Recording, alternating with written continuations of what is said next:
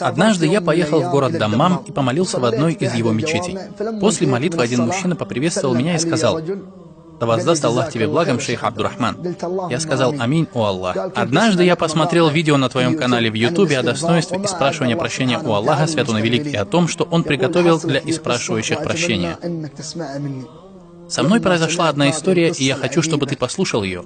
Когда я услышал эту удивительную историю, то вспомнил величие истихфара и то, какое благо Аллах уготовил для испрашивающих прощения. Тот мужчина сказал: «У меня были 3 проблемы.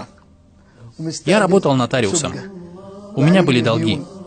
Все печали этого мира охватили меня. Я был в поиске работы.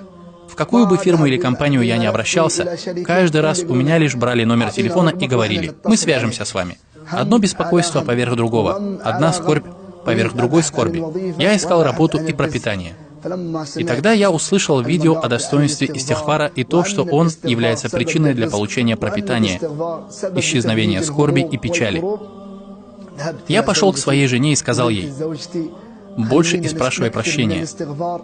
Возможно, Аллах, свят он и велик, избавит от печалей, поможет выплатить долги и облегчит нам. Тот мужчина продолжил: клянусь Аллахом, я начал спрашивать прощения у Аллаха днями и ночами, до тех пор, пока к нам не пришло избавление от Аллаха. Он обрадовал меня 3 должностями, не одной, а 3, так, что я смог выбрать работу, которую хотел. И я выбрал самую ближайшую, лучшую и высшую должность. И хвала Аллаху Великому и Возвышенному, который избавил меня от моих печалей и проблем по причине истихфара. Я хочу сказать каждому, кто слышит меня: о обеспокоенный, и спрашивай прощения. О должник, и спрашивай прощения. О опечаленный, и спрашивай прощения.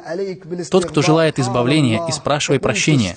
Аллах сказал: я говорил: просите прощения у вашего Господа, ведь Он всепрощающий. Он не спошлет вам с неба обильные дожди, поддержит вам имуществом и детьми, взрастит для вас сады и создаст для вас реки. О тот, кто желает спастись от наказания Аллаха, и спрашивай прощения, и помни слова Аллаха. Аллах не станет подвергать их мучениям, пока они молят о прощении. Из Сунны пророк, да благословит его Аллах и приветствует, сказал: тот, кто сделает для себя обязательным испрашивание прощения, или в другой версии, того, кто часто просит Аллаха о прощении, Аллах освободит от любых переживаний, даст выход из любой трудности и наделит уделом оттуда, откуда он и не рассчитывает.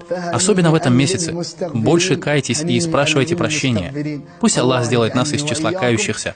О Господь миров, я прошу Аллаха осчастливить в обоих мирах каждого, кто поделится этим видео. Да воздаст вам Аллах благом. Мир и благословения нашему пророку Мухаммаду, его семье и всем его сподвижникам.